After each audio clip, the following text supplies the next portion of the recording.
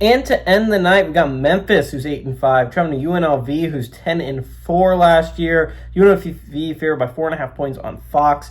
Brendan Lewis for the Tigers went 253 of 368 last year, threw for 2,673 yards, 16 touchdowns, 7 interceptions. Sutton Smith had 102 carries for 669 yards and 7 touchdowns, and Cortez Bram Jr. had 63 catches for 881 yards and 8 touchdowns. UNLV, Anthony Calandria went 275 of 417, threw for 3,459 yards, 23 touchdowns, 9 interceptions. Jaden Thomas had 148 carries for 1,036 yards and 12 touchdowns, and Jaden Bradley had 58 catches for 931 yards and 4 touchdowns. These two teams have never played, and this is probably one of the most interesting matchups. I think there's an argument to be made. NC State, Virginia is obviously going to be at the height of some people's list. UNC, TCU, simply because it's the first game. But I think when you're looking back on it, this Memphis UNLV game could have the most playoff picture impact of any game in week 0. You're talking about a Tigers team that is competing in the American this year. And again, they were good in the American last year. They were a team to watch until the UAB upset. But this is a Tigers team. And the American's kind of in a weird spot, right? You're talking about they had 5 great teams last year, I would argue. You had Memphis, you had North Texas, you had Navy, you had Tulane, and you had USF. I would argue those were the big 5 last year in the American. 4 of these teams lose their head coach. Outside of Navy, everyone loses their head coach. And you're talking about a North Texas team that lost most of their talent. Navy lost a lot of that talent too, but they do bring back their head coach. There's an argument for them there. Tulane lost a lot of their talent. USF's able to keep some, and I think they're kind of a dark horse in the American.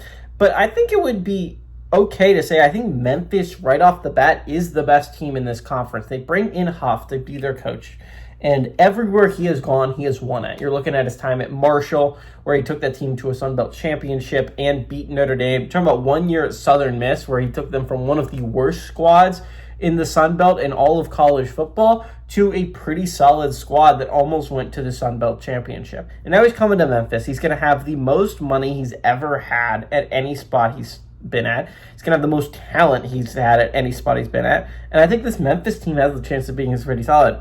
UNLV has been a team I've considered going to the playoffs for a while now. It's been my team I kind of like to make that playoff run, because if you look at it in the Mountain West, the thing that UNLV has always been, the stumbling block it's always had, is Boise State, right? The Broncos have always been the foil to UNLV.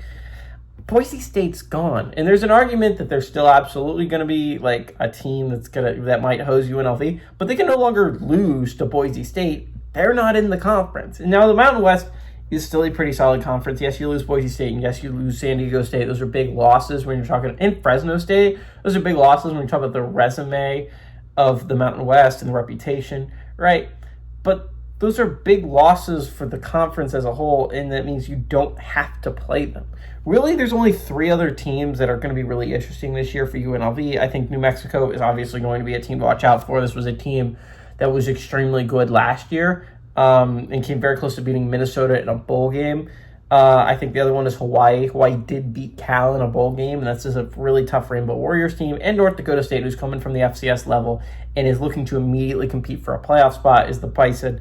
I think this game has the possibility of being really interesting. I am more confident in Memphis's ability to go on the road and pull off an upset than UNLV's. UNLV's quarterback situation is just a mess. They've yet to name a starter. In fact, they've named both of them a starter. So Jackson Arnold and Alex Orji are going to split time. If there's a old saying, if you have 2 quarterbacks, you have 0.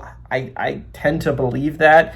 UNLV just isn't in a good spot at the quarterback position. I think Memphis is in a better spot.